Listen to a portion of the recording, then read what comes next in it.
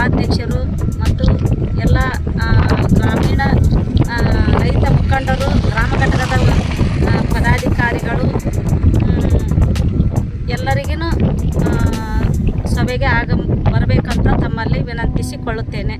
ಈ ಸಭೆಗೆ ತಾವೆಲ್ಲರೂ ತಪ್ಪದೆ ರೈತರ ಸಮಸ್ಯೆಗಳನ್ನು ಚರ್ಚೆ ಮಾಡಲು ನಮ್ಮ ಧಾರವಾಡ ಜಿಲ್ಲಾದ ಎಲ್ಲ ಅಧ್ಯಕ್ಷರುಗಳು ಸಮಿತಿಯವರು ಕರೆಯಲಾಗಿದೆ. 8/8/2026 ಬೆಳಗ್ಗೆ 10 ಗಂಟೆಗೆ